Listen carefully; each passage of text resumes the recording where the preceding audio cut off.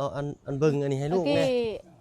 อันเอามันยิงในก็ลองแก้วเนี่ยนายตะกอกนั่นนะแม่นบ่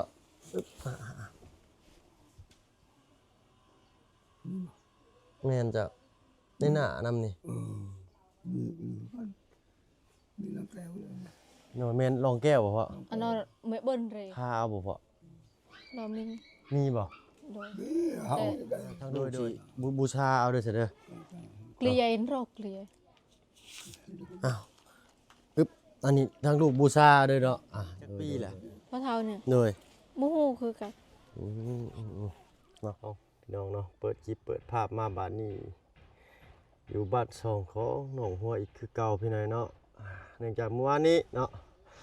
ทางบ่พึ่งว่าสิเมื่อบ้านเพราะว่าอาการเป็นแผลในหน้าในคอในต้นคอทางปะลุง FC คอมเมนต์มาว่าเป็นงูสวัสดเนาะไฟลามทุ่งว่าซั่นพี่น้อยเนาะทางบ้านเฮาเอิ้นว่าลองแก้วเนาะบางคนก็ว่าลองแก้วไฟตัวมันเป็นแล้วมันเต้นเพิ่นว่าเนาะเมื่อวานนี้ทางบ่พึ่งยังบ่เชื่อว่าเป็นลองแก้วพี่น้อยเนาะเพิ่นว่ากินปลาแดกแล้วมันสิคันกินมะขามไปเมื่อวานนี้อยู่นี่พี่น้อยเนาะกับแจ่วกับมะขามหมากนึงนั่นคันบาดนี้เฮาพึ่งก็จังว่าตกใจแล่นไปหาทางเมื่อบาดนี้เนาะมันรถค่ำเข้า 4 โมงแล้วขี่รถคืนมันเย็นพี่น้อยอีกอย่างเฮาก็ขี่รถจักรมันก็อันตรายแน่พอรถใหญ่มันหลายเนาะเลยตัดสินใจไปหาหมอก่อนเนาะไปตรวจอยู่คลินิกตอนนี้ก็ได้ยามากินพี่หน่อยนะสุดแผงหนึ่งกับยาทา2 หลอดพี่หน่อยเนาะ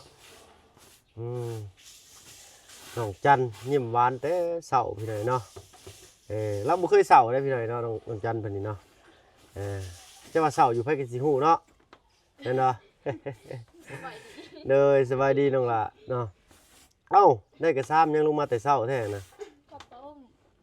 ข้าวต้มที่ถ้ากันแม่นมบนห่อหมู่บ้านนี่เห็นบ่เพิ่นบ่ได้ใส่ใบตองห่อพี่น้องเพิ่นใส่ใบหยังนี่ฮะใบคือใบข่าใบขีใบหยังนี่นะพี่น้อยเนาะปาดเนียนแค่นี้เนาะข้าวต้มบ้านเฮานี่สิมัดห่อใส่ใบตองพี่น้อยเนาะเอาถ้าน้องหัวไปใช้สันน้องหัวน้ำเอาวัดมาฝากนะฮะติ๊กน้อยบูอยู่เลยมันนี่โรงเรียนบัญชีจะมาให้กับเจ้าต้องขี้มึงอยู่พี่หน่อยเนาะขนมมีตัวจังน้อยยากแค่ได้ดิฮะขนมมีโอ้ได้กินที่ว่าน่าได้พี่หน่อยเนาะแล้วขนมมีช่างคนอื่นบ้านเจ้าขนมยังล่ะแก้วด้วยอยากออกเวียดนิดนึงพี่หน่อยเนาะบ่เพิ่นว่าเวียดนี่บ่เป็นหยังตีเนาะบ่เป็นเนาะปึ๊บ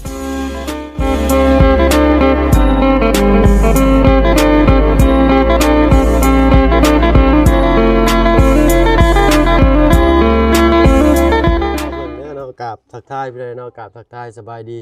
ผู้ใหญ่ใจดีเหลือ FC เบิร์ดทุกท่านที่เข้ามาผสมช่อง YouTube บ่เพิ่งเคยลาคือเก่าเนาะว่าฟังไทยฟังลาวก็ยินดีต้อนรับเข้าสู่ช่อง YouTube บ่เพิ่งเคยลาอีกเช่นเคยพี่หน่อยเนาะเมื่อวานนี้ว่าสิมื้อน้องเลยเนาะบ่ได้มื้อซ้ำอยู่อีกก่อนพี่หน่อยเนาะพอมันค่ำในเมื่อวานนี่เฮากินพิษมันก็สิแสบแต่เริ่มแห้งนี่แหละเพราะว่าทั้งบ่เพิ่งซื้อยามากินเมื่อคืนนี้แต่นี่เป็นตุ่มเจ็บเลยเจ็บเลยเนาะปลูกFCก็ว่าไฟลามทุ่งให้ระวังเพิ่นว่าเนาะถ้ากินของพิษสำแดงนี่น่าสิคันน่าสิเป็นไปหลายพี่เลยเนาะตอนนี้กินได้แต่ปลาเมื่อคืนนี่ก็ซื้อมกปลามากินเอามายังอันนี้เอาน้ำตาลมากินกับบ่นี่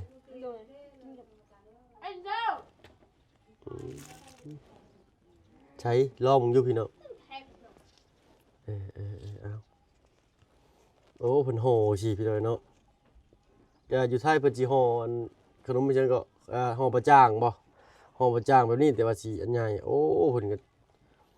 ตั้งห่ออันนี้นี่เนาะห่อปั๊บมันสิแล้วก็บิดจวดเนาะ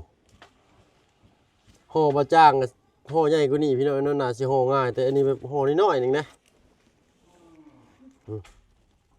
ปึ๊บห่อข้าวต้มนั่นมันตัวล้างบ้านให้บ่น้องนี่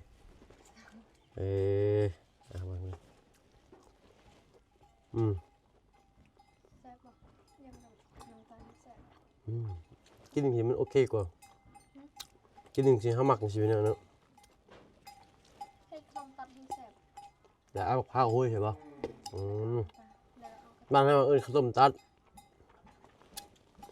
อืมเจ็บ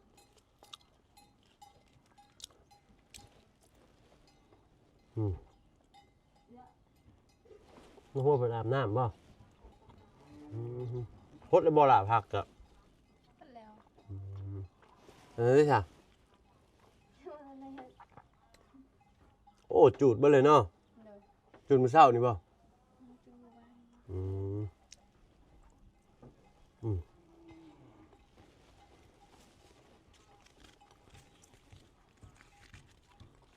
เป็นพุ่นนะอ่ะผ่าลงหัวจักหน่อยพี่หน่อยเนาะเพิ่นว่าเพิ่นสิพากันเฮ็ดเนาะไปเบิ่งผลงานน้องจันกับน้องหัวก่อนพี่หน่อยเนาะเพิ่นเฮ็ดหยังไว้เมื่อวานนี่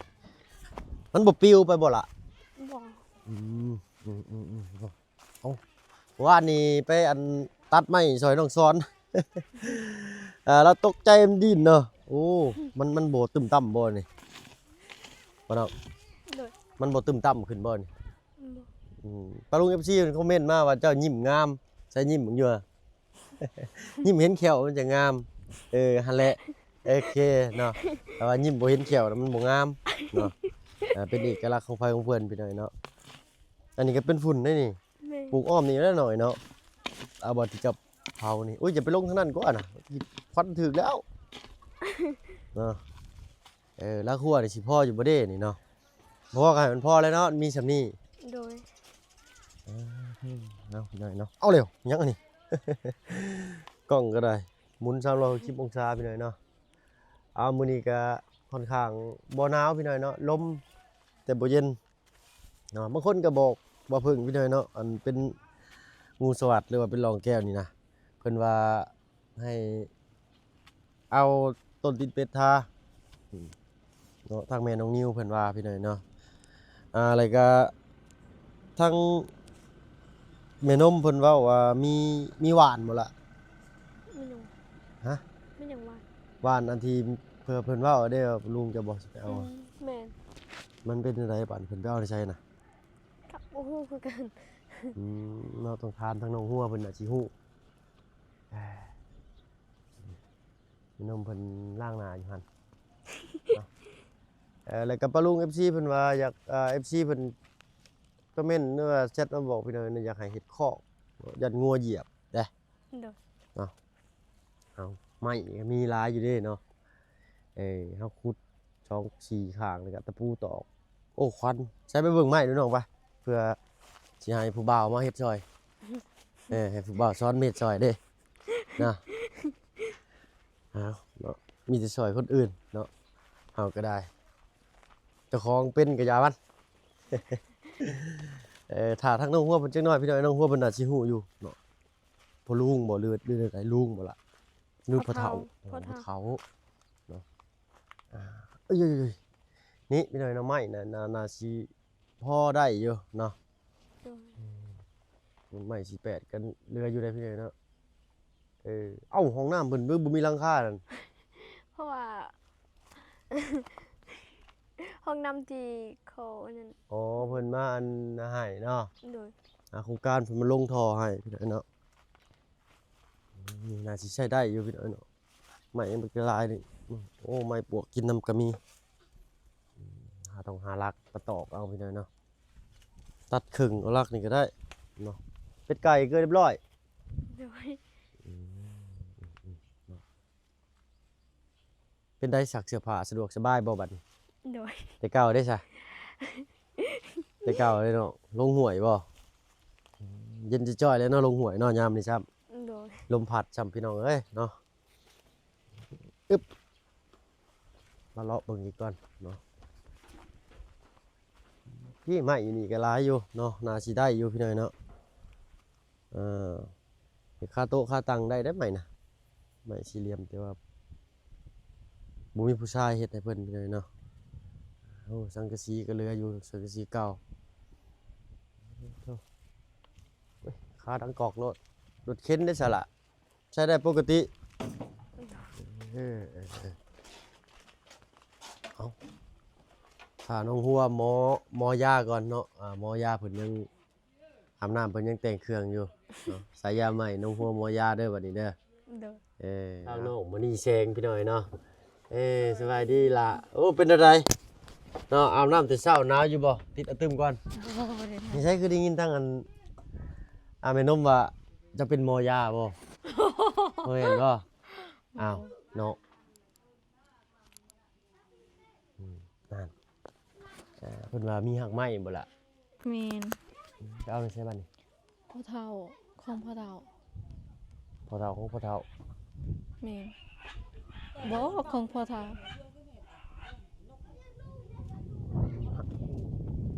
เฮาต้องไปขุดเอาบ่ บ่ฮู้คือกันต้องให้พ่อเฒ่าเบิ่งก่อน เพิ่นอยู่ไสกัน อยู่ถึงอยู่เฮือน เพื่อนหลังนี้ แม่น ไปจะไปจริงสิเป็นหยังกันแท้เนาะยังบ่ฮู้อยู่ น่ะลงใกล้โอเคเนาะ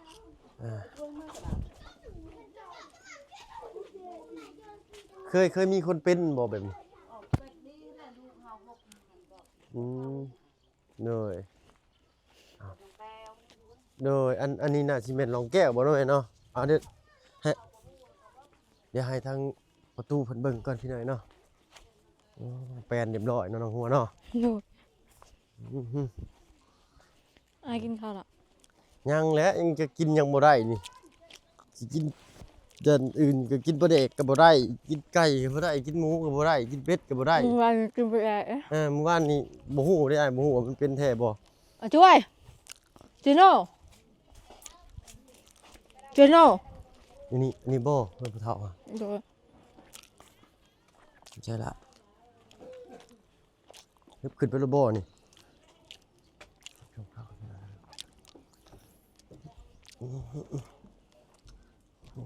ตัวไม่ปลาไม่เอ็นหักเข้ามา ขับไปรถบ่ โดยเข้าสบายดีช่วย โดยสบายดีเด้อประตูเด้อเนาะโอ้เอาอันเบิ่งอันนี้ให้ เมื่ ลู อก กี้ แม่ อันเอามันยิงนะก็ลองแก้วเนี่ยนายตะกอกนั่นนะ แม่นบ่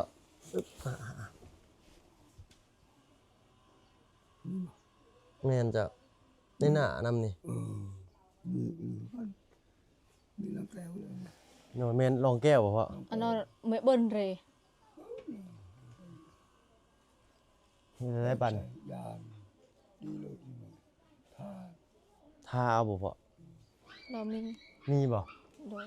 เฮาได้ โดยให้ทางลูกสิบูชาเอาเด้อ